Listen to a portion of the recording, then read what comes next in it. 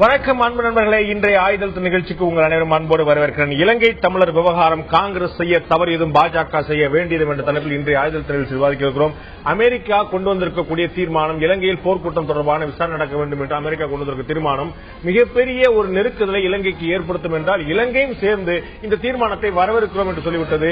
இதனை உடனடியாக புலம்பெயர்ந்த தமிழர்கள் இருக்கக்கூடிய சர்வதேச தமிழ் சமுதாயம் சொல்லக்கூடிய விஷயம் இலங்கையும் சேர்ந்து வரவேற்கிறது என்று சொன்னால் இலங்கைக்கு நெருக்கடி தரக்கூடிய எந்த விஷயமும் இதில் இல்லை என்றுதான் பொருளாகிறது. நாங்கள் மீண்டும் ஒரு முறை முதலில் குத்தப்பட்டிருக்கிறோம் என்று புலம்பெயர்ந்த தமிழர் சொல்லியிருக்கிறார்கள். ஆனால் கவனிக்க வேண்டிய இன்னொரு முக்கியமான விஷயம் இருக்கிறது.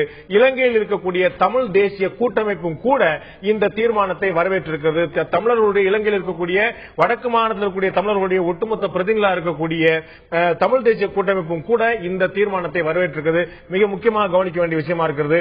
அடிப்படையில் தற்போது அமெரிக்கா இந்த தீர்மானத்தை கொண்டு வந்தால் இந்தியாவின் நிலைப்பாடு என்ன என்பது உறுதியாக தெரியவில்லை. இந்தியா ஆதரிக்க போகிறதா, எதிர்க்க போகிறதா, நடுநிலை வைக்க போகிறதா என்பது கேள்விக்குறியாக இருக்கிறது. நடுநிலை வைக்கும் என்று சில அரசியல்வாதிகள் தெரிவிக்கிறார்கள். என்ன நிலைப்பாடு எடுக்கப்படுகிறது தெரியவில்லை. அமெரிக்கா, சீனா, பாகிஸ்தான், கியூபா என்று பல்வேறு நாடுகள் முழுக்க முழுக்க இலங்கையின் பக்கம் நிற்பது தெளிவாக இருக்கிறது. அங்க இருக்கக்கூடிய தமிழர்களும் கூட இந்த தீர்மானத்தை வரவேற்றார்கள். உண்மையிலே என்ன அடுத்து நாம் செய்ய வேண்டியது என்ன என்ற மிக பிரதானமான கேள்வி எழுந்திருக்கிறது. இதைத்தான் இந்த நிகழ்ச்சியில் விவாதிக்க இருக்கிறோம். விவாதத்திற்கு செல்வதற்கு முன்னால் ஜெனீவாவில் இருக்கக்கூடிய நமது சிறப்பு செய்தியாளர் ஹரிகரன் கொடுக்கக்கூடிய கூடுதல் தகவல் என்ன இப்போது கேட்கலாம். நாம் இருக்கக்கூடிய ஜெனீவா நகரில் வருகின்ற 30ஆம் தேதி இலங்கையில் உள்ளக விசாரணையை ஊக்குவித்து அமெரிக்கா கொண்டு வர இருக்கக்கூடிய தீர்மானம் ஏகமனதாக நிறைவேற வாய்ப்புகள் அதிகம் தென்படுகின்றன. இதுல இந்தியாவுடைய பார்வை என்ன அப்படிங்கிற கேள்வி எழுந்திருக்க ஐநாவுடைய முன்னாள் மனித உரிமை ஆணையாளர் நவநீதம் பிள்ளை தந்தி டிவிக்கு அளித்திருக்கக்கூடிய பிரத்யேக பேட்டியில் இலங்கையில இறுதி போர் நடைபெற்ற போது 40,000க்கும் மேற்பட்ட உயிர்கள் போயின. இந்தியா நினைத்திருந்தால் இதை தடுத்து நிறுத்தியிருக்கலாம், இதை செய்ய தவறிவிட்டது இந்தியா அப்படின்னு பகிரங்க குற்றச்சாட்டை தந்தி டிவி பேட்டியில தெரிவித்திருக்கிறார். இது முந்தைய அரசாங்கம் சம்பந்தப்பட்ட குற்றச்சாட்டாக நம்மால் பார்க்க முடியும். இன்றைய இந்திய அரசாங்கம் இந்த விவகாரத்தில் செய்ய போவது என்ன அப்படிங்கிற கேள்வி எழுந்திருக்கு. இந்த தீர்மானம் சார்ந்து இதே ஜெனீவாவில் பல கூட்டங்கள் நடைபெற்றிருக்கின்றன. இந்த தீர்மானத்தை இப்படி மாற்றலாம், இதை சேர்க்கலாம், இதை நீக்கலாம் அப்படின்னு பல நாடுகள் கருத்து தெரிவிச்சிருக்காங்க. ஆனா இந்தியா மட்டும் இந்த நிமிடம் வரைக்கும் தன்னுடைய பார்வையை கருத்தை வெளிப்படுத்தல. இலங்கையுடைய அதிகாரப்பூர்வ செய்தி தொடர்பாளர், இந்த நாட்டுடைய மூத்த அமைச்சர் நமது தந்தி டிவிக்கு அளித்திருக்கக்கூடிய மற்றொரு பேட்டியில நீங்க வேணா பாத்துட்டுங்க, இந்தியா எங்களை தான் ஆதரிக்கும், எங்க பக்கம் தான் நிற்கும் அப்படின்னு தன்னுடைய கான்பிடன்ஸ் வெளிப்படுத்தியிருக்கிறார். தன்னுடைய கருத்தை உறுதியா சொல்லியிருக்கிறார். அப்படித்தான் செய்ய போவதா இந்தியா? இந்தியா செய்ய தவறியது என்ன, செய்ய போவது என்ன, செய்ய வேண்டியது என்ன என்ற பல கேள்விகள் எழுந்திருக்கின்றன. இதையே இன்றைய ஆயுதெழுத்து நிகழ்ச்சி விரிவாக விவாதிக்கிறது. நேர்கள் நன்றி ஹரிஹரன். ஜெனீவாவிலிருந்து ஹரிஹரனுடைய குரலை நாம் கேட்டோம். இந்த பிரச்சனையில மத்திய அரசு ஏற்கனவே இந்த காங்கிரஸ் அரசு செய்ய தவறியது, தற்போதைய பாஜக அரசு செய்ய வேண்டியது என்ன, உலக தமிழர்களுடைய குரல் ஒன்றாக இருக்கிறது, இலங்கையுடைய குரல் வேறாக இருக்கிறது, இந்திய அரசுடைய பார்வையில் என்னவா இருக்க போகிறது என்பதுதான் இந்த ஆயுதத்துக்குரிய பிரதானமான தலைப்பா இருக்கிறது. இந்த விவாதத்தில் நம்முடைய காங்கிரஸ் கட்சியுடைய மகளிர் அணி பொறுப்பாளர் தலைவர் விஜயதாரி நம்முடைய இணைந்திருக்கார். உங்களின் நிகழ்ச்சிக்கு வரவேற்கிறேன். அதே போல அரசியல் விமர்சகர் திரு சுமன் சி ராமன் நம்முடைய இணைந்திருக்கார். உங்களின் நிகழ்ச்சிக்கு வரவேற்கிறேன். அதேபோல பாஜக முக்கிய பிரமுகர் திரு நாராயணன் நம்முடைய இணைந்திருக்கார். உங்களின் நிகழ்ச்சி வரவேற்கிறேன். அதேபோல ஜெனீவாவில் இருந்து இலங்கையுடைய பாராளுமன்ற முன்னாள் உறுப்பினர் திரு சுரேஷ் பிரேமச்சந்திரன் நம்முடைய இணைகிறார். உங்களை நிகழ்ச்சிக்கு வரவேற்கிறேன். நான் திரு சுரேஷ் பிரேமச்சந்திரன் தான் இந்த விவாதத்தை கொண்டு போக நினைக்கிறேன். இலங்கையில ஒரு ஆட்சி மாற்றம் ஏற்பட்டிருக்கிறது. சர்வதேச சமுதாயத்துக்கு இது அனைத்து வகையிலுமே ஒரு நம்பிக்கை தருவதாக பல இடங்களில் அவர்கள் குறிப்பிட்டிருக்கிறார்கள். இந்த தீர்மானம் உட்பட மனித உரிமை ஆணையர் உட்பட மனித உரிமையுடைய ஐநா மனித உரிமை ஆணையத்துடைய முன்னாள் ஆணையர் உட்பட பலர் தெரிவித்திருக்கிறார்கள். ஆட்சி மாற்றம் இலங்கையில் ஒரு நம்பிக்கை அளித்திருக்கிறது என்று. இந்தியாவிலும் கூட ஒரு ஆட்சி மாற்றம் ஏற்பட்டிருந்தது. கடந்த காங்கிரஸ் அரசை கடுமையாக விமர்சனம் செய்தார்கள் இங்க இருக்கக்கூடிய தமிழ் தேசிய அமைப்புகள். தற்போதைய அரசும் கூட இப்படித்தான் கருத்து இருக்கிறது, கைவிட்டு விட்டது என்ற குற்றச்சாட்டு கூட இருக்கின்றன. உங்களுடைய பார்வையில் இந்த தீர்மானத்தில் உங்களுக்கு ஏற்புடைய விஷயங்கள் என்ன, எதிர்ப்புடைய விஷயங்கள் என்ன? இந்த முதலாவதாக வந்த, அதாவது ஐநா சபையினுடைய மனித உரிமைகள் ஆணையகம் வெளியிட்ட அறிக்கை என்பது வரவேற்கப்பட வேண்டிய ஒரு அறிக்கை. அந்த அறிக்கை குறிப்பிட்ட விடயம் என்பது முக்கியமான விடயங்களாக கருதப்பட்டது. ஒரு ஹைபிரிட் மெக்கானிசம், ஒரு கலப்பு முறையிலான சர்வதேச சமூகமும் இலங்கையும் சேர்ந்து ஒரு விசாரணை கமிஷனை அமைத்து மேலதிக விசாரணைகளை நடாத்த வேண்டும். அதனூடாக தேவையானவர்கள் தண்டிக்கப்பட வேண்டும், அந்த மக்களுக்கு விமோசனம் கிடைக்கப்பட வேண்டும் போன்ற பல விடயங்கள் அந்த அறிக்கையினூடாக சொல்லப்பட்டது. அதனை நடைமுறைப்படுத்துவதை நோக்கமாக கொண்டுதான் ஒரு தீர்மான வரைவு ஒன்று இப்பொழுது கொண்டு வரப்பட்டது. அந்த தீர்மான வரைவு தொடர்பாக 2 முறை பேசப்பட்டது. இப்பொழுது தீர்மான வரைவு இறுதி கட்டத்துக்கு வந்திருக்கின்றது. இந்த தீர்மான வரைவு 30ஆம் தேதி நிறைவேற்றப்பட இருக்கிறது. அந்த இறுதி கட்டத்தில் சில சமயங்களில் திருத்தங்கள் ஏதும் முன்வைக்கப்படலாம் என்ற ஒரு நிலைமையும் இருக்கின்றது. இந்த தீர்மானம் முதல் கட்டமாக வருகின்ற பொழுது ஒரு நம்பிக்கை தருவதாக இருந்தது. அது ஒரு ஹைபிரிட் சிஸ்டத்தை அதுவும் ஓரளவுக்கு வலியுறுத்தியது என்று கூறலாம். ராணுவம் வடக்கு மாகாணத்திலிருந்து ராணுவம் வெளியேற்றப்பட வேண்டும் போன்ற பல முக்கியமான விஷயங்கள் அது குறிப்பிடப்பட்டிருந்தது. ஆனால் இந்த இறுதி வரைவு வருகின்ற பொழுது இந்த விஷயங்கள் நீக்கப்பட்டிருக்கிறது. இப்பொழுது வந்திருக்கிற வரைவில் இது உள்ளக விசாரணையா அல்லது வெளிநாட்டு தலையீட்டுடனான விசாரணை என்பதை விரும்பியவாறு யாரும் வியாக்கியானப்படுத்தக்கூடிய வகையில் சொற்பதங்கள் அமைக்கப்பட்டிருக்கின்றது. இதனை 47 நாடுகளை கொண்ட இந்த சபையினுடைய ஒப்புதலுடன் வரக்கூடிய ஒரு தீர்மானத்தை நாளைக்கு இலங்கை அரசாங்கம் இந்த தீர்மானம் இவ்வாறுதான் சொல்கின்றது, நான் இவ்வாறுதான் செய்வேன் என்று வியாக்கியானப்படுத்தக்கூடிய அளவுக்கு இறுக்கமாக இருந்தால் இலங்கை அரசாங்கம் தான் விரும்பியவாறு அதனை செயற்படுத்தக்கூடிய நிலைமைகள் அங்கு இருக்கின்றன. சுரேஷ் தமிழ் சமுதாயம் புலம்பெயர்ந்த தமிழர்கள் ஒட்டுமொத்தமாக ஒரு சர்வதேச விசாரணை வேணும் சொல்லி கேட்டுட்டு இருந்தாங்க. மனித உரிமை ஆணையர் தன்னுடைய அறிக்கையில் சொல்லும்போது ஒரு ஹைபிரிட் விசாரணை, ஒரு விசாரணை ஆணையம் அமைக்கப்படணும். ஒரு நீதிமன்றம் என்பது சர்வதேச வழக்கறிஞர்கள், நீதிமான்கள் மற்றும் உள்ளக விசாரணை உள்ளடக்கியதாக இரண்டும் சேர்ந்து உள்ளடக்கியதாக இருக்குன்னு சொல்றாங்க. இந்த தீர்மானத்திலும் கூட, வரைவு தீர்மானத்திலும் கூட ஒரு காமன்வெல்த் நாடுகள் மற்றும் Commonwealth and other foreign judges, defence lawyers and authorised prosecutors and investigators, Commonwealth and other foreign country judges சொல்லும் போது நீங்கள் கேட்ட, நாம் எல்லாம் கேட்ட வெளிநாட்டு சர்வதேச விசாரணை உள்ளடக்கியத்தான் ஆகிவிடுகிறது. அது அவ்வாறுதான் அமைய வேண்டும் என்ற ஒரு திட்டவட்டமான விஷயம் அல்ல. அந்த உதவிகளை விரும்பினால் இவர்கள் பெற்றுக் கொள்ளலாம், இலங்கை அரசாங்கம் பெற்றுக் கொள்ளலாம் என்ற தொனியும் அங்கு இருக்கிறது. ஆகவே அவர்கள் விரும்பினால் அதனை பெற்றுக் கொள்ளலாம், விருப்பம் இல்லாவிட்டால் அதனை விடலாம் என்ற ஒரு விடயமும் அதில் உள்ளடக்கப்பட்டிருக்கின்றது. இந்த நிலையில்தான் நாங்கள் இந்த விஷயம் முற்றுமுழுதாக நாங்கள் தமிழ் மக்கள் என்று இருக்கிற பொழுது நாங்கள் அதனை மறுதளிக்க முடியாது. ஆனால் அதே சமயம் இது வரவேற்கக்கூடிய ஒரு தீர்மானம் என்று சொல்வதற்கு நிச்சயமாக இல்லை. ஒரு விஷயத்தை நான் தெளிவாக குறிப்பிட வேண்டும். தமிழரசு கட்சி, தமிழ் தேசிய கூட்டமைப்பில் 4 கட்சிகள் அங்கம் வகிக்கின்றன. இதில் தமிழரசு கட்சி என்று சொல்லக்கூடிய ஒரு கட்சியைச் சேர்ந்த ஓரிருவர் இதனை ஆதரித்து அறிக்கை விட்டிருக்கிறார்கள். அதில் இருக்கக்கூடிய ஏனைய கட்சிகள் எதுவும் இதனை ஆதரிப்பதாக இல்லை. அதற்காக நாங்கள் இதனை கண்டிக்கிறோம் என்று அர்த்தப்பட மாட்டாது. ஆனால் இதில் பல குறைபாடுகள் இருக்கிறது. சரியாக புரிந்து கொள்வதானால் இந்த தீர்மானத்தை ஏற்பதா மறுப்பதா என்பதில் தமிழ் தேசிய கூட்டமைப்புக்கு உள்ளேயே குழப்பம் இருப்பதாக கருதுகிறீர்களா? ஏனெனில் தமிழ் தேசிய கூட்டமைப்பை ஆதரிப்பதாக இலங்கையிலிருந்து வரக்கூடிய அதிகாரப்பூர்வமான தகவல் தெரிவித்தன. அங்க இருக்கக்கூடிய தகவல் செய்தி நிறுவனம் அப்படிதான் சொல்லணும். தமிழ் தேசிய கூட்டமைப்பு இதை வரவேற்கிறது என்றுதான் அதிகாரப்பூர்வமான செய்தி விட்டால் சொல்லுங்க. தமிழரசு கட்சி மட்டும் எதிர்க்கிறதா பாக்கிறதா அல்லது ஒட்டுமொத்தமாக தமிழ் தேசிய கூட்டமைப்புக்கு உள்ளேயே ஒரு பிளவு இருப்பதா பாக்குறீங்களா? நிச்சயமாக தமிழ் தேசிய கூட்டமைப்புகள் இது தொடர்பான வித்தியாசமான கருத்துக்கள் இருக்கின்றன. நீங்கள் கூறுவது அதிகாரப்பூர்வமான செய்தி அல்ல. அதில் தமிழரசு கட்சியில் இருக்கக்கூடிய ஓரிருவரது கருத்து மாத்திரம்தான் இது. அதில் இருக்கக்கூடிய பெரும்பான்மையான கட்சிகளுடைய கருத்துக்கள் அது அல்ல. அந்த கூட்டமைப்பிலேயே அதுதான் பெரும்பான்மையான கட்சி என்பது உங்களுக்கு தெரிந்திருக்கும் நினைக்கிறேன். இல்ல கூட்டமைப்பில் அதில் பாராளுமன்ற உறுப்பினர்கள் ஏனையோரில் 6 பேரும் அவர்கள் 8 பேரும் தெரிவு செய்யப்பட்டார்கள் என்பதை தவிர அது வேறு வடிவத்தில் அது பெரும்பான்மையான கட்சியாக இல்லை. நான் தொடர்ந்து உங்கள்ட்ட விவாதம் பண்ண வரேன். நான் திரு நாராயணன் கேட்க விரும்புறேன்.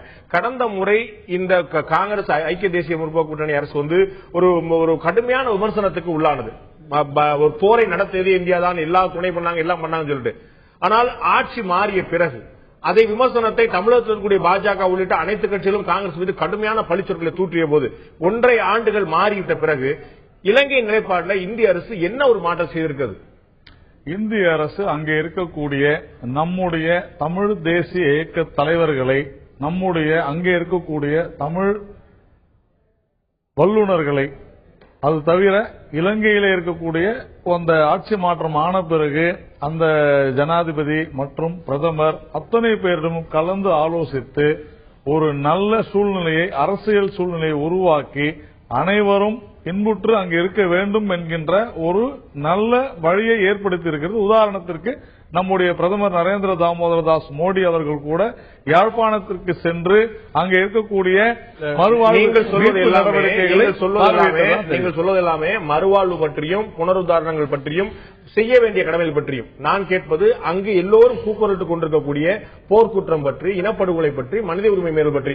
இதுதான் சர்வதேச சமுதாயம் கவலை கொண்டிருக்கிறது. நீங்கள் சொன்னது போலவே அப்போதே காங்கிரஸ் அரசு நாங்கள் 50,000 வீடுகள் கட்டி கொடுத்தோம், நிதி உதவி கொடுத்தோம், சைக்கிள் கொடுத்தோம், உபகரணம் கொடுத்தோம், காங்கிரஸ் சொல்லிட்டு இருந்தது.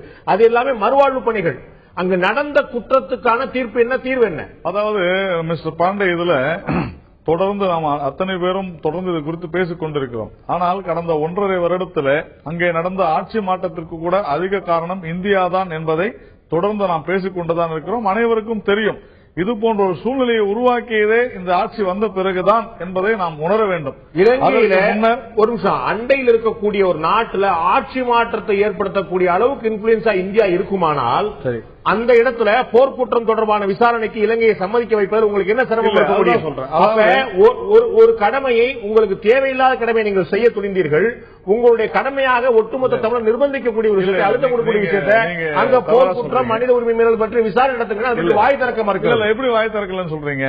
தொடர்ந்து இந்திய அரசு இது குறித்து பேசிக் கொண்டுதான் இருக்கிறது. ஒரு முறையாவது இலங்கையில் நடந்தது இனப்படுகொலை என்றோ, இலங்கையில் இலங்கையில் குறைந்தபட்சம் மனித உரிமைகள் நடந்திருக்கிறது என்று 2009 2014 வரையில எங்களுடைய கட்சியினுடைய யஷ்வந்த் சின்ஹா அவர்கள், வெங்கையா நாயுடு அவர்கள் தொடர்ந்து பேசிக் கொண்டிருக்கிறார். இது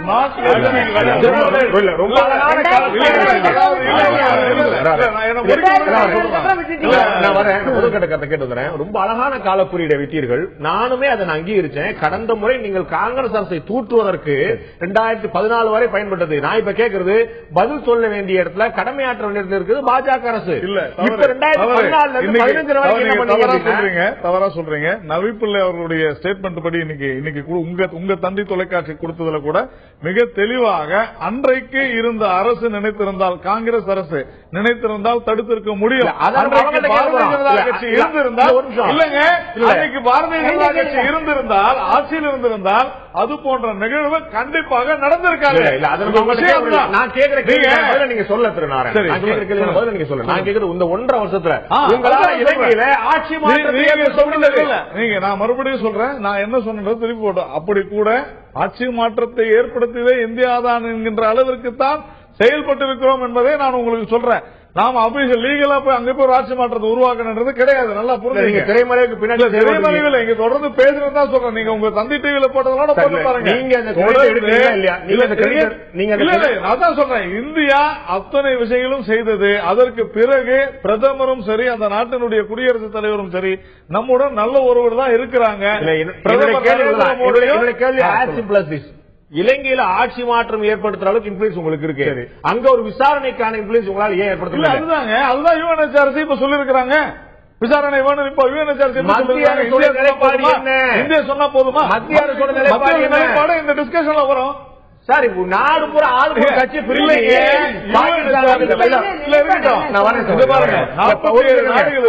பாகிஸ்தான்ல இருந்து, சீனால இருந்து, கியூபால இருந்து, அமெரிக்கால இருந்து, ஏன் இலங்கையில இருந்து அத்தனை பேருமே ஆளுக்கு ஒரு நிலைப்பாடு எடுத்து 2ஆ பிரிஞ்சு அவங்க வேலையை பார்த்திருக்காங்க. இந்தியா இல்லங்க இந்த தீர்மானத்துக்கு ஆதரவாக வந்துருச்சா? வாதங்கள் சரியா அப்படின்னு நீங்க தான் பாக்கணும். வரைவு தீர்மானம் கண் முன்னால் என்கிட்ட நானும் வச்சிருக்கிறேன். வரைவு தீர்மானம் நானும் வச்சிருக்கிறேன். அதை பற்றி டிஸ்கஷன் வரும்பொழுது இந்தியா தன்னுடைய நிலைப்பாட்டை தெரிவிக்கும். இப்போ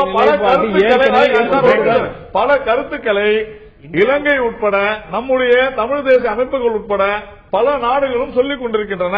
இந்தியா முக்கியமான ஒரு வைட்டல் ரோல் பிளே பண்ணணும் அப்படின்னு எல்லாருமே நினைக்கிறாங்க.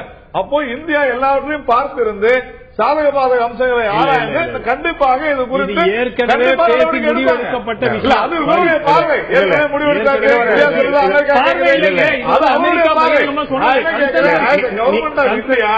இது கவர்மெண்ட் ஆஃப் இந்தியா உறுதியாக அனைவருடைய அத்தனை விஷயங்களையும் ஆராய்ந்து அதன் பிறகு கண்டிப்பாக இது குறித்து நடவடிக்கை எடுக்கும். நம்ம ஒரு சிறிய இடைவெளி எடுக்க வேண்டியிருக்கு. இடைவெளிக்கு பிறகு நம்ம தெரிய வேண்டிய கேள்வி இருக்கிறது. இதற்கு முன்னால் மாநிலத்துடைய செயலாளர் திரு கே டி ராவன் நம்மோட பேசும்போது அவர் இதே பதில் தான் சொன்னார். முதல்ல வரைவு தீர்மானம் வரணும் நாங்க சொல்றோம் சொன்னார். திரு நாராயணன் சொன்னார் வரைவு தீர்மானம் பற்றி விவாதம் வரணும் நாங்க சொல்றோம் சொன்னார். அதற்கு பிறகு 30ஆம் தேதி வாக்கெடுப்பு வரணும்னு சொல்லுவாங்க. அதுக்கு பிறகு வாக்கெடுப்பு தான் முடிஞ்சிருச்சுன்னு சொல்லுவாங்களோ. பாஜக இந்த பிரச்சனையிலிருந்து நழுவ பார்க்கிறதா? காங்கிரஸை நம்ம அப்படியே விட்டுவிட முடியுமா? நவிப்பிள்ளை நம்ம ஏற்கனவே குறிப்பிட்டது போல நம்முடைய தந்தி தொலைக்காட்சி அளித்த பேட்டியில் 40,000 உயிர்களை மத்திய அரசு நினைத்திருந்தால் காப்பாற்றி இருக்க முடியும் என்ற நேரடியான குற்றச்சாட்டை அவதானத்தை வைத்திருந்தார். இதற்கு காங்கிரஸ் மற்றும் பாஜகவுடைய பதில் என்ன?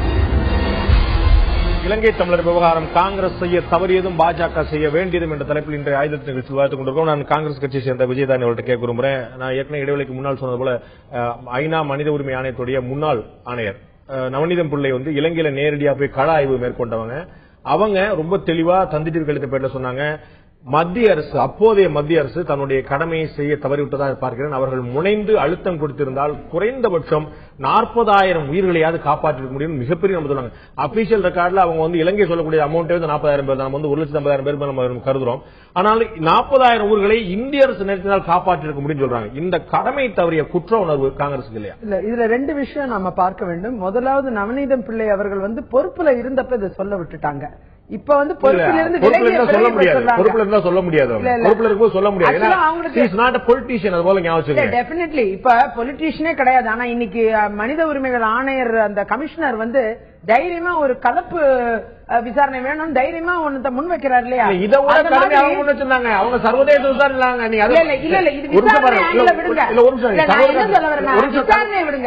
இன்னைக்கு அவர் இது சொல்லக்கூடிய ஒரு கமிஷனருக்கு சொல்ல முடியுமா? நவநீதம் பிள்ளைக்கு இந்த வார்த்தையை 40,000 சொல்லலாம் இல்லையா? பதவியில இருந்து போன பதிவை சரியா நம்ம எடுத்துப்போம். அது என்னன்னா, ஆணையராக இருக்கும் போது இவர் கலப்பின விசாரணை வேணும், அவங்க சர்வதேச விசாரணை வேணும் சொல்லி சொன்னாங்க. புலிகளும் அத்துமீறி இருக்காங்க, இளைஞர் கடுமையாக 40,000 பேர் அப்படிங்கிறத 40,000 பேரை காப்பாற்றி இருக்க முடியுங்கிறத இன்று ஒரு தனி மனுஷியாக அவர் இந்த ஒட்டுமொத்த நிகழ்வும் ஆயும் போது மறுபரிசீலனை செய்யும்போது சொல்லக்கூடிய விஷயம். மனித உரிமை ஆணையருடைய வார்த்தைகள் கிட்டத்தட்ட உத்தரவு மாதிரி. அது ஐநாவுடைய பார்வையாகவே நிற்கும். அவங்க இன்னைக்கு வெளியிலிருந்து பார்க்கும்போது தனி மனுஷியா சொல்றாங்க. அவங்க இந்தியா தன்னுடைய கடமையை இன்னும் சிறப்பா செஞ்சிருக்காங்க. நவநீதம் பிள்ளை தன் கடமையை சரியா ஆற்றல, அப்பயே சொல்லி இருக்கணும். அது ஒண்ணு அவங்க மேல நான் டார்கெட் பண்றேன், நான் சொல்றேன் இத. அடுத்தது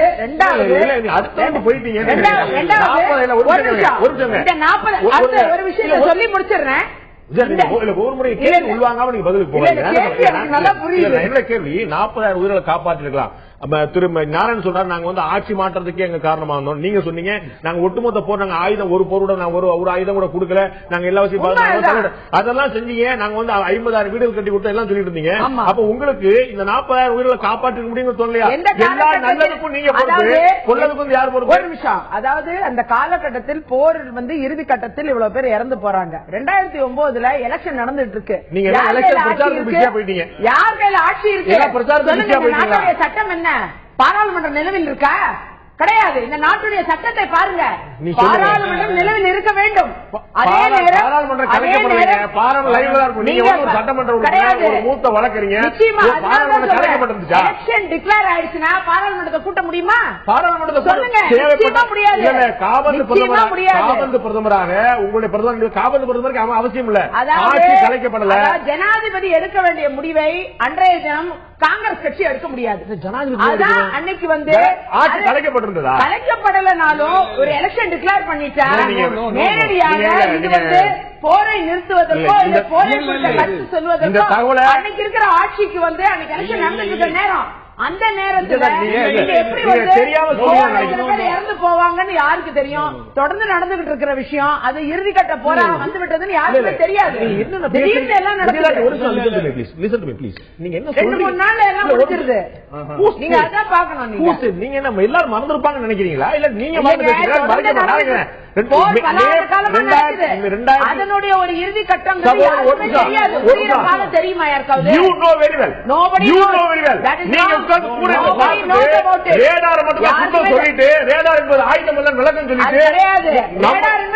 நம்முடைய பாதுகாப்பு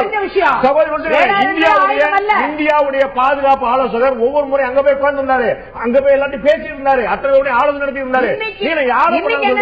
இன்னைக்கு என்ன நிலைமை? இலங்கையும் இந்தியாவும் ராணுவ பயிற்சி இந்தியாவில் பண்ணிட்டு இருக்காங்க. நீங்க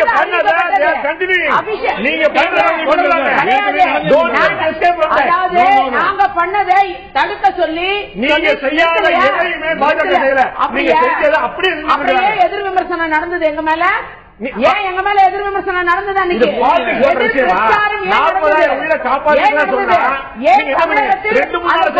அரசாங்கத்தையே ஓட்டு போட்டாங்க தமிழ் கட்சிகள் போட்டாங்க. அது சொல்லுங்க நீங்க. இரட்டை நிலைப்பாடுதான் அர்த்தம். நீங்க என்ன கேக்குறீங்கன்னு உங்களுக்கு புரியுது? நல்லா புரியுது. நான் கேக்குறது 40,000 உயிர்களை நீங்க காப்பாற்றிருக்க முடியுங்கிற விமர்சனத்துக்கு பதில் சொல்லுங்க.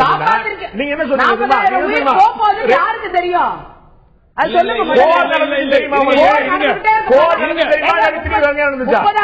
போர் நடக்குது, தொடர்ந்து நடந்துட்டே இருக்குது. பல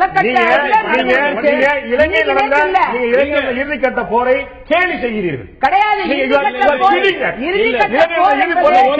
நல்லா புரிஞ்சுக்குங்க. இறுதிக்கட்ட போர் என்பது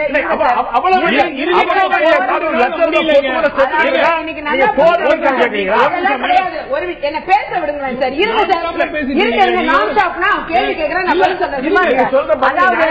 அதாவது இறுதிக்கட்ட போர் என்பது இந்தியாவில் எலெக்ஷன் நடந்துகிட்டு இருக்கு. ஐக்கிய முற்போக்கு கூட்டணி என்ற காங்கிரஸ் ஆட்சி வந்து அன்னைக்கு வந்து பார்லிமெண்ட்ல கிடையாது. அப்படி இருக்கும்போது இறுதிக்கட்ட போருங்கிறது எப்படி தெரியும்? அதை முதல்ல சொல்லுங்க. இறுதிக்கட்ட போருங்கிறது யாருக்கு தெரியும்? உங்களுக்கு தெரியுமா? எனக்கு தெரியுமா? இவருக்கு தெரியுமா? யாருக்கும் தெரியாது. அது இறுதிக்கட்டங்கிறதே யாருக்கும் தெரியாது. பல ஆண்டு காலமா நடந்துகிட்டு இருக்கிறது. திடீர்னு அவ்வளவு ஒரு நிமிஷம். இறுதிக்கட்ட போர் என்று துவங்கியது அந்த மே மாதத்தில், அது முடிந்தாலும் 6 மாதத்துக்கு முன்பே துவங்கியதுதான் இறுதிக்கட்ட போர்.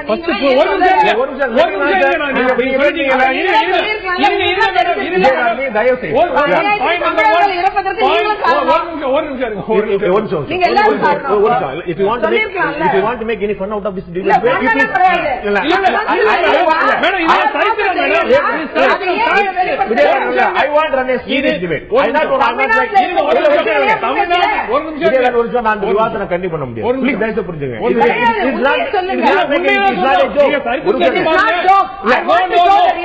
நீங்க பேசுறீங்க.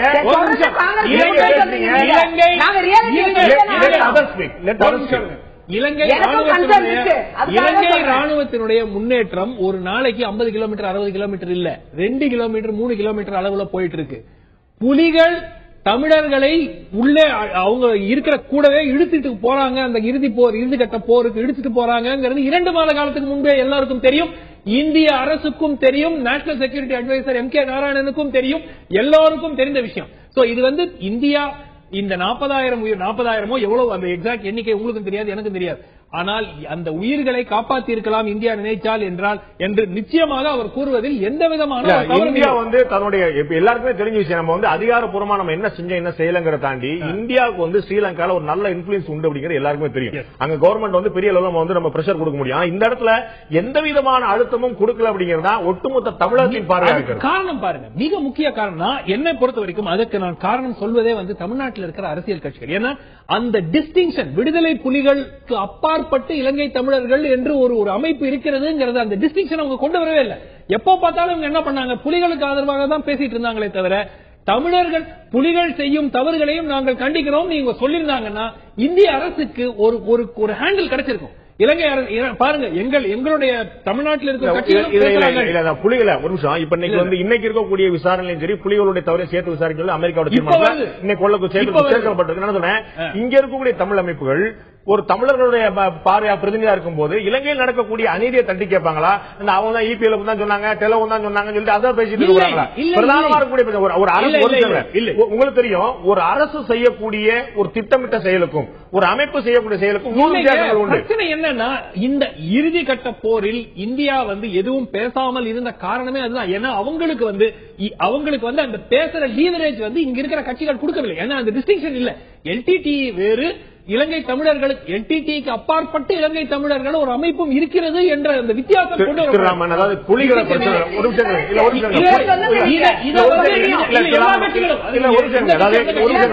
விடுதலை புலிகள் அமைப்பு பற்றிய இந்தியாவுடைய பார்வை ராஜீவ்காந்தி மரணத்துக்கு பிறகு ஒரே கன்சிஸ்டன்டா தான் இருக்கு. நம்ம ராஜீவ்காந்தி மரணத்துக்கு பிறகு மாறல. விடுதலை புலிகளை இவங்க பிரிச்சு பார்க்கல. நீங்க சொல்ல ஏற்க நான் கேட்கிறது சர்வதேச சமுதாயமும் தமிழர்களும் எல்லாரும் பேசக்கூடியது. நீ புலிகள் ஆயுததாரிகள், அவங்க ஆயுதம் இருக்காங்க, நீ ஆயுதம் இருக்கு, நீங்க என்ன பண்ணீங்க, யாரும் ஜெயிச்சுங்க, யாரும் தோதுங்க. சாமானிய மக்கள் அவங்க சொன்னது நடிப்பில் எல்லாருமே கவலைப்படுறது 1,00,000க்கு மேற்பட்ட போராளிகள் இல்ல இல்ல அப்பாவிகள். ஒரு நிமிஷம் நீங்க அந்த சிச்சுவேஷன் பாருங்க. இலங்கை ராணுவம் கிட்டத்தட்ட 20 ஆண்டு காலமாக நடந்திருக்கிற போர்ல கடைசியா ஒரு அப்பர் ஹேண்ட் அவங்களுக்கு கிடைக்குது. அவங்களால ராணுவத்தால முன்னேற முடியுது. அந்த மாதிரி ஒரு சூழல்ல இவங்க என்ன பண்றாங்க, புலிகள் வந்து அந்த மக்கள் எங்க அவங்க போற ரிட்ரீட் பண்ண பின்தங்கி வர மக்களை கூட எடுத்துட்டு போறாங்க. கடைசி நாட்களில் இந்த கேஷுவாலிட்டி மிகவும் அதிகமாக இருந்ததுக்கு புலிகளும் ஒரு காரணம் தான். ஏன்னா அந்த மக்கள் வந்து ஒரு நிமிஷம் இல்ல புலிகள் காரணங்கள மாற்றுக்கிறதுல நம்ம வந்து இந்திய அரசிடம் எல்லா கட்சிகளும் போய் ஐயா புலிகளை இலங்கை ராணுவம் என்ன எப்படி கையாளுகிறதோ ரெண்டு ஆர்ம்டு குரூப்புக்குள்ள நடக்கிற போர் இதில் சிவிலியன் பாதிக்கப்படக்கூடாது என்று எந்த ஒரு கட்சியும் இங்கு வந்து அந்த வித்தியாசத்தை கொண்டு போற என்ன கட்சி போய் சொன்னாங்க. சரியா நீங்க பாருங்க,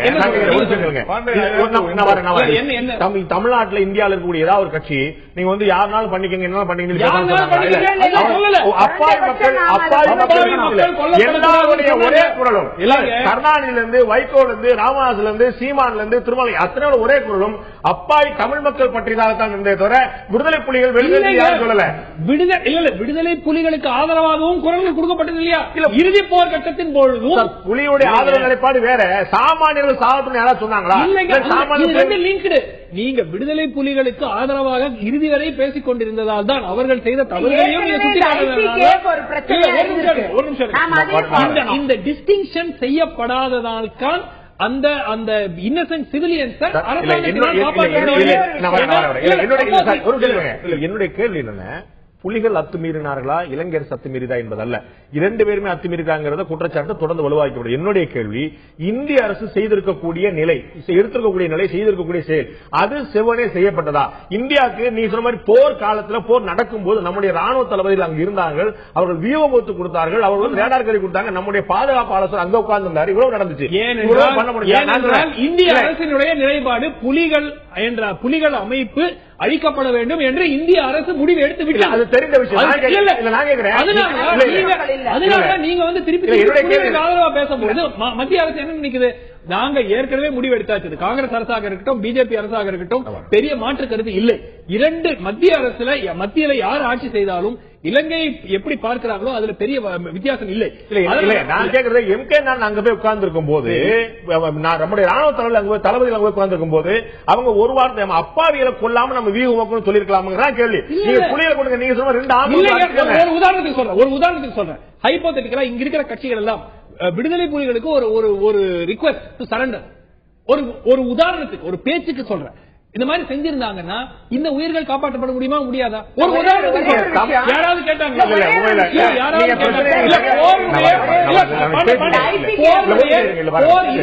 வந்துட்டு இருக்குன்னு எல்லாருக்குமே தெரியும். கடைசி நாள்ல புலிகளிடம் இருந்த நிலம் கிட்டத்தட்ட 20 கிலோமீட்டர் 30 கிலோமீட்டருக்குள்ளதான்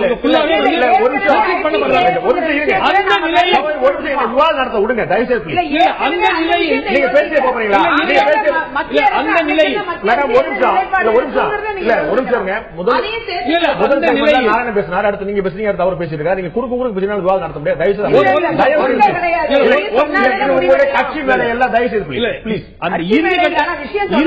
போரில் கடைசி நாட்களில் 20 கிலோமீட்டர் 30 கிலோமீட்டருக்குள்ள சுருக்கப்படுறாங்க.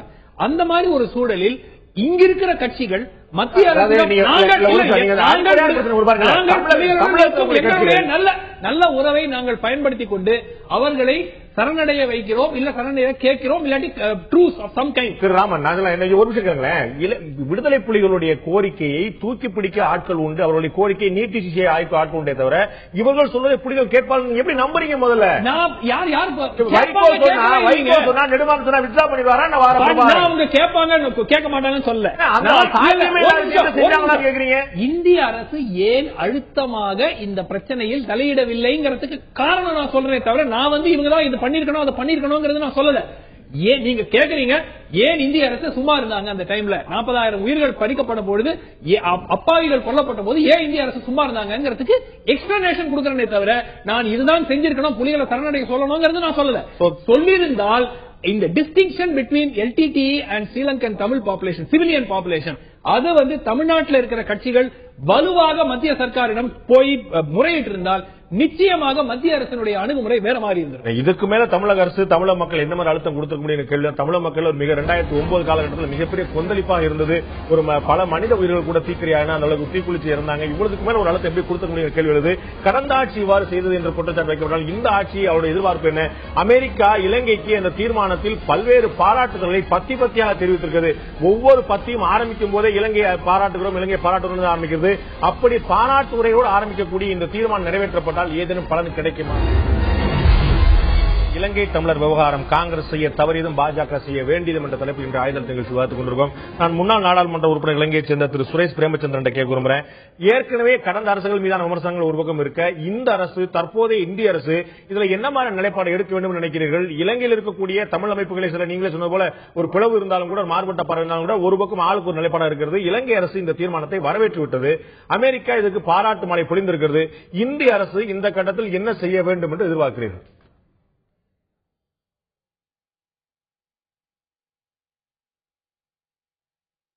திரு சுரேஷ் பிரேமச்சந்திரன், நான் உங்கள்ட்ட திரும்ப வரேன். இணைப்பில் ஏதோ கோளாறு நினைக்கிறேன். திரு நாராயணன் நான் கேட்க விரும்புறேன். இப்ப நம்மள்ட்ட இருக்கக்கூடிய ஒரு பிரதானமான முக்கியமான விஷயம், தீர்மானம் கொண்டு வரப்பட்டிருக்கிறது. வரைவு தீர்மானத்தில் என்ன அம்சங்கள் இருக்கின்றன என்று தெரியும். சகோதரி சொன்னது போல கடைசி 3 நாள்ல செத்து போற மாதிரி கடைசி 2 நாள்ல திருதுப்புன்னு ஏதோ கொண்டு வந்துட்டாங்கிற விஷயம் இல்ல. இந்த அறிக்கையில என்னென்ன இருக்கும், என்னென்ன இருக்க போது, என்னமா நிலைப்பாடு எடுக்க போது, எந்த அரசு என்னமா நிலைப்பாடு எடுக்க போது, ராஜபக்சே இருந்தபோது என்ன நிலைப்பாடு, ரணில் விக்ரமசிங்கே வந்தபோது என்ன நிலைப்பாடு வரைக்கும் ஊரறிஞ்ச ரகசியம். சோ இந்திய அரசு இனிமேதான் அவதானிக்கணும், படிச்சு பார்க்கணும், பிள்ளையார் சொல்லி போடணுங்கிற பிசினஸ் இனிமே ஆக்சுவலா கிடையாது. டு பி ஹானஸ்ட், இப்ப இந்த பிரச்சனையில நடுநிலை வைக்க போறோமா, வெளிநடப்பு பண்ண போறோமா, ஆதரிக்க போறோமா, எதிர்க்க போறோமா? ஏற்கனவே இது தீர்மானம் கொண்டு வரப்படும் சொல்றவங்க கூட நீர்த்து போன தீர்மானம் சொல்றாங்க. இந்த நீர்த்து போன தீர்மானத்தையாவது ஆதரிக்கக்கூடிய திட்டம் இந்தியாட்ட இருக்குதா? இப்போ நீங்க கேட்ட கேள்விக்கு பதில் சொல்றதுக்கு முன்னால நான் கண்டிப்பா 2 பேருக்கு பதில் சொல்லி ஆகணும். கண்டிப்பா சொல்லணும். ஏன்னா ஒரு போகிற போக்குல நம்ம நண்பர் சுமந்த் ரொம்ப சாதாரணமா பிஜேபி காங்கிரசும் ஒரே மாதிரி தான் நட்டாரு. 2000 அப்படிதான் சொன்னாரு. அதாவது இலங்கை பிரச்சனையை பொறுத்தவரையிலும் இலங்கைக்கு அந்த அரசுக்கும் சரி புலிகளுக்கும் சரி ஆயுதம் வழங்கவும் மாட்டோம், கொடுக்கவும் மாட்டோம் சொன்ன ஒரே கட்சி பாரதிய ஜனதா கட்சி தான். இப்ப இல்ல, 80களில் இருந்தே எங்களுடைய அடல் பிகாரி வாஜ்பாய் அவர்கள் மிக தெளிவாக எங்களுடைய சொல்லி நீங்க தவறா சொல்றீங்க. தவறு. நீங்க பேசும்போது நான் குறுக்க பேசல, நீங்க பேசும்போது நான் குறுக்க பேசல. இது தவறான விஷயம். நீங்க பேசும்போது நான் குறுக்க பேசல. நான் என்ன சொல்றேன், மிகப்பெரிய அதிர்ச்சியான விஷயம் இங்க இந்த இடத்துல பேசுறாங்க. ஏதோ ஒண்ணுமே தெரியாது எங்களுக்கு, பாராளுமன்றம் முடங்கிருச்சு. எவ்வளவு பெரிய தவறான விஷயம்.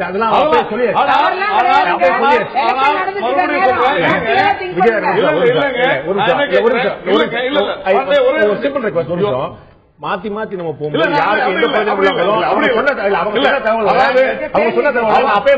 அவங்க என்ன வேணா சொல்லட்டும், ஆனா they should not charge BJP. நாங்க ஒரே மாதிரி நடக்கிறோம் சொல்லக்கூடாது. நான் ஏன் சொல்ல வரேன்னா, இந்த எங்களுடைய ஆட்சியின் போது கூட அங்கே ஒரு மிகப்பெரிய போர் வர இருந்த போது கூட உடனடியாக இங்கே இருக்கக்கூடிய தமிழ் தலைவர்களும் சரி அங்கே இருப்பவர்களுடன் பேசி போரையே நிறுத்தியது பாரதிய ஜனதா கட்சியுடைய ஆட்சி தான்.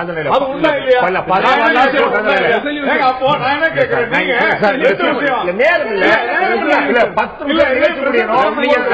உங்களோட பதில் இல்ல சொல்லுங்க.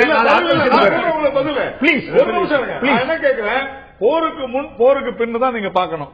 அப்படி பார்க்கும் பொழுது அங்க இருக்கக்கூடிய தமிழர்களுடைய நல்வாழ்வு தான் இன்னைக்கு நாம பார்க்க வேண்டியது. அரசியல் ரீதியா அதுதான் நாம செய்யணும்.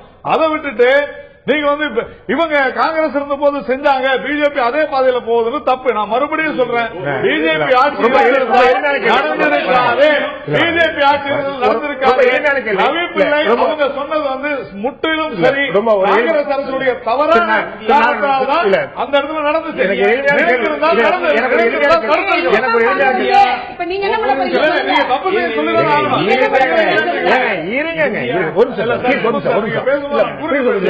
மாத்தி மாத்தி பாயல் அர்த்தம் இல்ல. பதில் தெரியணும். நீங்க சொன்னீங்க இந்த மாதிரி இலங்கை தமிழுடைய மறுவாழ்வு தான் முக்கியம், ரொம்ப அக்கறையோட. ஐ அப்ரிஷியேட், ரொம்ப நல்ல விஷயம் கூட. ஒரு கொலை நடந்து விட்டது, அந்த குடும்பத்தலைவன் இறந்து விட்டான். அந்த குடும்பத்தில் இருக்க ஒருத்திக்கு நம்ம வந்து அரசு வேலைவாய்ப்பு கொடுத்துட்டோம். சார் அரசு வேலைவாய்ப்பு கொடுத்தாச்சு, செட்டில் ஆயிடுச்சு, திரும்பி கொண்டாங்க, திரும்ப திரும்ப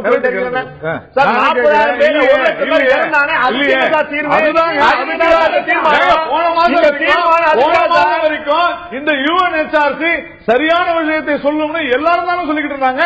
பிஜேபி மட்டும் இல்ல, உலகம் முழுக்க சொல்லி இப்ப ஒரு ரிப்போர்ட் கொடுத்திருக்காங்க. அங்கே படுகொலைகள் நடந்துள்ளன. இந்தியா என்ன செய்ய போகுது, பாஜக என்ன செய்ய போகிறது அப்படின்னா, நான் மறுபடியும் முதல்ல சொன்ன விஷயம் தான்.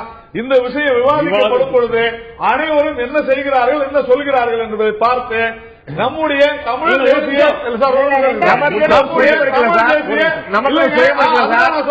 நீங்க காங்கிரஸ் இலங்கைக்கு நச்சாக கொடுக்கிறது, அமெரிக்கா கொடுக்கிறது, சீனா கொடுக்கிறது. அவங்களை பொறுத்த வரைக்கும் இலங்கைக்கு பாதகமான, அங்க இருக்கக்கூடிய தமிழ் மக்களுக்கு பாதகமான முடிவை அவங்க எடுப்பாங்க, உடனடியாக சொல்லிடுவாங்க.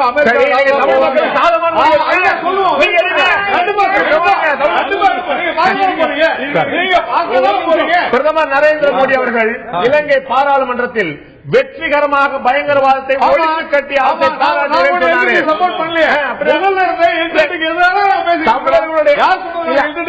அவர் சொன்ன வார்த்தை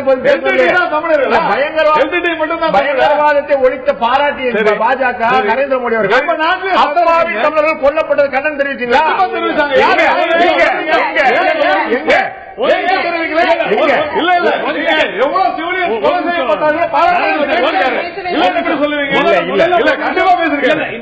விஷயத்தை புரிஞ்சுக்கங்க. ஃபர்ஸ்ட் இது வந்து அமெரிக்கா வந்து 2 மாதத்துக்கு முன்னாடியே, ஒரு நிமிஷம் மேடம், 2 மாதத்துக்கு முன்னாடியே அவங்களுக்கு ஒரு கன்சென்சஸ் மூலமாக ஒருமனதாக இந்த தீர்மானம் நிறைவேற்றப்பட வேண்டும் என்ற டிஸ்கஷன் அவங்க முடிவு எடுத்துட்டாங்க. அதற்கு பிறகு அந்த அடிப்படையில தான் இந்த வேர்டிங் எல்லாம் வந்து மாத்தி வாட்டர் டவுன் பண்றாங்க. இந்தியாவுடன் இது நிச்சயமாக ஏற்கனவே பேசப்பட்டு விட்டது. இந்தியா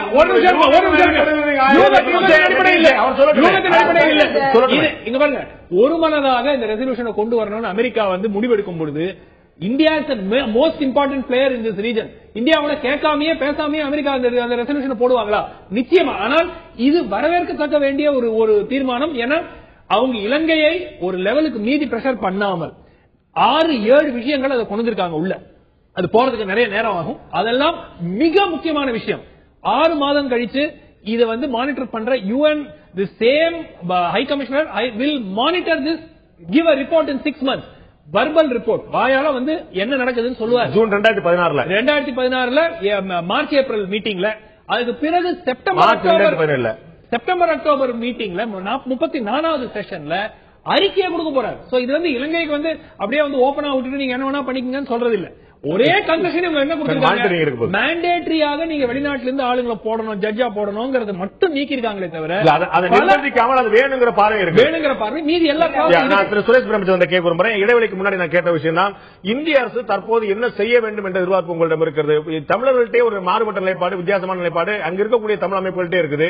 புலம்பெயர்ந்த தமிழர்கள் ஒரு குரல் சொன்னாலும் உள்ளே இருக்கக்கூடிய உள்ளூர் தமிழர்கள் வேறுபாடுகள் இருக்கிறார்கள். இவ்வளவு கட்டத்துக்கு பிறகு இப்போது இந்தியாவின் நிலைப்பாடு என்னவாக இருக்க வேண்டும் நினைக்கிறீர்கள்? நீங்களே சொல்றீங்க இது நீர்த்து போன தீர்மானம் என்று. தீர்மானத்துக்கு ஆதரவு தெரிவிப்பதும் எதிர்ப்பு தெரிவிப்பதும் எது சரியாக இருக்கும்? எதை இந்தியாவிடம் நீங்கள் எதிர்பார்க்கிறீர்கள்? திரு பிரேமச்சந்திரன். எனக்கு ஒரு 2 நிமிஷம் எனக்கு கொடுங்களேன் என்று சொல்லி சொன்னால், இலங்கை என்பது இந்தியாவுக்கு அருகில் இருக்கக்கூடிய நாடு. இலங்கை தமிழ் மக்களுடைய பிரச்சனை என்பது இந்தியாவினுடைய நலன்களுடன் சம்பந்தமான ஒரு பிரச்சனை. இலங்கையில் நடக்கிற யுத்தம் என்பது இந்தியாவுடைய பாதுகாப்புடன் சம்பந்தமான பிரச்சனைகள். இலங்கைக்கு இந்த பிரச்சனையை தீர்ப்பதற்காக இந்திய இலங்கை ஒப்பந்தம் ஒன்று ஏற்படுத்தப்பட்டது. ஆகவே இலங்கையினுடைய பிரச்சனையை கையாள்வதற்காக இந்திய இந்திய அமைதி காக்கும் படை அனுப்பப்பட்டது. அதெல்லாம் ஒரு தேவை நிச்சயமாக இருந்தது அடிப்படையில் இவையெல்லாம் நடைபெற்றது. ஆகவே இப்பொழுது இலங்கை பிரச்சனையை இந்தியா கையாள்கின்றதா அல்லது அமெரிக்கா கையாள்கிறதா என்ற ஒரு கேள்வி இப்பொழுது வந்திருக்கின்றது. இப்பொழுது தொடர்ச்சியாக இந்த மனித உரிமை பேரவையில் கொண்டு வரக்கூடிய தீர்மானங்கள் எல்லாம் அமெரிக்கா கொண்டு வரக்கூடிய தீர்மானங்களாக இருக்கிறது. இந்தியா ஒன்றில் ஆதரிக்கிறது அல்லது எதிர்க்கிறது அல்லது நடுநிலை வகிக்கிறது. இப்பொழுதும் கூட ஒரு தீர்மானம் வந்திருக்கிறது. இந்த கொண்டு வரப்பட்ட அறிக்கையை நடைமுறைப்படுத்துவதற்கான தீர்மானமாக இது கருதப்படுகிறது. இன்று வரை 2 முறை இங்கு அந்த இது சம்பந்தமான விவாதம் நடந்தும் இந்திய அரசாங்கம் தமது கருத்துக்களை இன்னும் தெரிவிக்கவில்லை. ஆகவே இங்கு அமெரிக்கா கொண்டு வரக்கூடிய தீர்மானம் தொடர்பாக இந்தியா தனது கருத்துக்களை தெரிவிக்கப் போகின்றதா, தனது கோடிக்குள் இருக்கக்கூடிய இலங்கையில் நடக்கக்கூடிய பிரச்சனை தொடர்பாக இந்தியா அதனை தனது பிரச்சனையாக கணித்து கையாளப் போகிறதா என்பதுதான் முக்கியமான கேள்வி. ஆகவே எங்களை பொறுத்தவரையில் இலங்கையில் பாரியோரி இனப்படுகொலை நடைபெற்றிருக்கிறது, யுத்த குற்றங்கள் நடைபெற்றிருக்கின்றது. இதுவரை நடந்ததெல்லாம் ஒரு மனித உரிமை மீறல்கள் சம்பந்தமான விசாரணை நடைபெற்றிருக்கின்றது. மேற்கொண்டு விசாரணை நடைபெற வேண்டும் என்று அந்த அறிக்கை குறிப்பிடுகிறது. அதுவும் ஒரு சர்வதேச ஒத்துழைப்புடன் அந்த விசாரணை இருக்க வேண்டும் என்று அது கூறுகின்றது. ஆனால் வரக்கூடிய இந்த தீர்மானம் என்பது அவ்வாறு இல்லாமல் இருக்கிறது. ஆகவே ஒரு அந்த மக்களுக்கு ஒரு நீதி கிடைக்க வேண்டாமா? வரும் 40,000 மக்கள் கொல்லப்பட்டது மாத்திரமல்ல, அங்கு நீங்கள் பார்த்தால் இலங்கை அரசாங்கத்தினுடைய கணக்குப்படி 83,000 விதவைகள் இருக்கிறார்கள். அங்கு தாய் தகப்பனற்ற குழந்தைகள் இருக்கிறார்கள். 23,000 பேர் காணாமல் போயிருக்கிறார்கள். இதெல்லாத்தையும் இந்த அறிக்கை குறிப்பிடுகிறது. இவ்வாறான சூழ்நிலையில் அந்த மக்களுக்கு ஒரு சரியான நீதி கிடைப்பதற்கான வழிமுறையை இந்தியா செய்ய வேண்டாமா? நாங்கள் வேறு எதனையும் கேட்கவில்லை. அந்த மக்களுக்கு ஒரு ஜஸ்டிஸ் கிடைப்பதற்கான தேவை இருக்கிறதா இல்லையா, அதனை அவர்கள் கேட்கக்கூடாதா? அதற்கு பக்கத்தில் இருக்கக்கூடிய இந்தியா உதவி செய்யக்கூடாதா? அந்த மக்கள் தொடர்ச்சியாக அதே சகதியில் வாழ வேண்டுமா? அந்த மக்கள் கௌரவமாக ஏனையோரோப்பில் வாழக்கூடாதா? அந்த மக்களுக்கான உரிமைகள் கிடைக்கக்கூடாதா? இதனைத்தான் நாங்கள் இந்திய அரசாங்கத்திடமிருந்து எதிர்பார்க்கின்றோம். நாங்கள் எதிர்பார்ப்பது வெறும் வீடும் ரோட்டும் வசதிகளும் மாத்திரமல்ல. இந்த பிரச்சனைகள் வருவதற்கு அடிப்படை காரணமே நாங்கள் எமது தமிழன் என்ற அந்த ஐடென்டிட்டியை இழந்து நாங்கள் எல்லாவற்றையும் இழந்து ஒரு நோமானாக போகிற ஒரு சூழ்நிலையில் தான் இந்த போராட்டமே வெடித்து கிளம்பியது. ஆகவே அந்த அடிப்படையில் அந்த தமிழ் மக்கள் கௌரவமாக வாழ விரும்புகிறார்கள். அவர்கள் சொல்லியிருக்கிறார்கள் ஒரே நாட்டுக்குள் கௌரவமாக வாழ விரும்புகிறார்கள். அந்த ஒரே நாட்டுக்குள் கௌரவமாக வாழ விரும்புவதற்கு அதற்கான உத்தரவாதங்களை இந்தியாவால் கொடுக்க முடியாதா? ஏற்கனவே பொழுது அங்கு இருக்கக்கூடிய ஒருவர் கூறினார், இந்த ஆட்சி மாற்றத்தை கொண்டு வந்ததே நாங்கள் தான் என்று கூறினார். நல்ல விஷயம். ஆட்சி மாற்றங்களை உங்களால் கொண்டு வர முடியுமாக இருந்தால் அங்கு இருக்கக்கூடிய சொற்ப தமிழ் மக்களுடைய கௌரவமான வாழ்க்கை, ஒரு உரிமையுடன் கூடிய வாழ்க்கை, நாங்கள் அந்த மண்ணில் நிச்சயமாக அங்கு நாங்கள் ஒரு 4000-5000 ஆண்டு வரலாற்றை கொண்ட நாங்கள் அந்த மண்ணில் நாங்கள் தமிழர்களாக கௌரவமாக மானத்துடன் வாழ விரும்புகிறோம். நன்றி. உங்களுடைய கருத்தை நீங்கள் வலுவா பதிவு செய்தீர்கள். விஜயதாண்டி இறுதியான சுருக்கமான கருத்தை தெரிஞ்சுக்க விரும்புகிறேன். 2009 வரைக்கும் இதே தமிழகம் ஒட்டுமொத்த கூக்குரலிட்டது, கொந்தளித்தது, உயிர் தியாகம் செய்தது. அது மத்திய அரசை எந்த சலனத்தையும் ஏற்படுத்தவில்லை. தற்போதும் தமிழக சட்டமன்றம் தீர்மானம் நிறைவேற்றிருக்கிறது. இது போர்க்குற்றமாக அறிக்கை வேண்டும், இந்தியாவை முன்னெடுத்து செல்ல வேண்டும் என்று. கடந்த அரசு எந்த நிலைப்பாடில் இருந்ததோ அதே நிலைப்பாடு தான் தற்போதைய அரசு பயணித்துக் கொண்டிருக்கிறது. உங்களுடைய இறுதியான அதாவது 2009 நடந்த சம்பவங்கள் நம்ம ஏற்கனவே நிறைய விவாதிச்சிட்டோம்.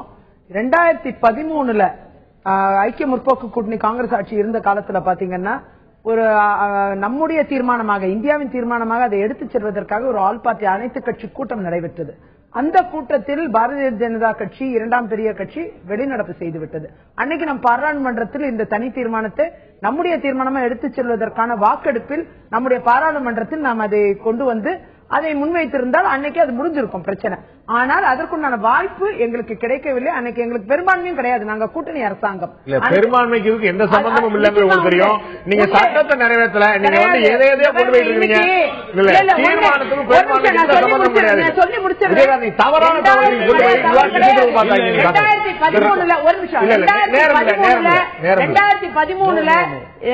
பெரும்பான்மைக்கும் அதற்கும் எந்த சம்பந்தமும் கிடையாது. இறுதி கருத்து அடுத்து 2013 எங்களால அந்த அனைத்து கட்சி கூட்டத்திலிருந்து அவங்க வெளியில போகாதனால இன்றைக்கும் அவர்களுடைய நிலைப்பாடு அதுவாகத்தான் இருக்கிறது என்பதை கூற குறைந்தபட்சம் இப்ப கொண்டு வந்திருக்கிற தீர்மானத்தை அந்த தீர்மானத்தையாவது ஆதரிப்பார்களா என்று விளக்கட்டும் பாரதிய ஜனதா நீங்க வந்து மிகப்பெரிய வேதனை ஏற்படுத்த முடியாத விவாதம் பண்றீங்க. சொல்றேன் 2013 ஆகஸ்ட் 14 பாராளுமன்றத்தில் இந்திய அரசு என்ன செய்திருக்கிறது இலங்கை என்ற கேள்விக்கு சரியான பதில் அவங்களுடைய பாராளுமன்றத்தில் கொடுக்கல.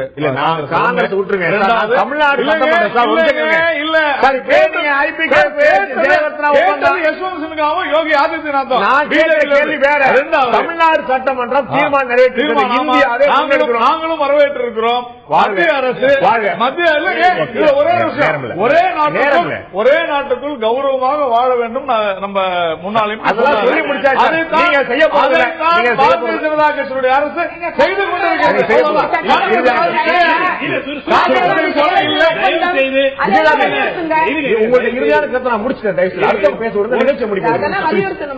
செய்து இந்த தீர்மானத்தினுடைய மாற்றி அமைக்கப்பட்ட தீர்மானத்தை எல்லாரும் படிங்க. ஒரு வாட்டி படிச்சீங்கன்னா நிறைய நிர்பந்தங்கள் அது இலங்கை அரசு மேல் வைக்கிறது. அவர்கள் ரொம்ப மென்மையாக வைத்தாலும் வைக்கிறது. பிளஸ் மிக முக்கியமாக UN will monitor this. இது வந்து விட்டுட்டு வெளியே போற மாதிரி இல்ல. அவங்க தொடர்ந்து இருக்க போறாங்க. 6 மாசம் கழிச்சு ரிப்போர்ட் கொடுக்க போறாங்க. 1 வருஷம் கழிச்சு ரிப்போர்ட் கொடுக்க போறாங்க. சோ பிளஸ் தமிழ் நம்ம இந்தியா வந்து பல முறை வலியுறுத்தி 13th amendment implementation, return of land, இது எல்லாமும் வந்து இது எல்லாமும் இந்த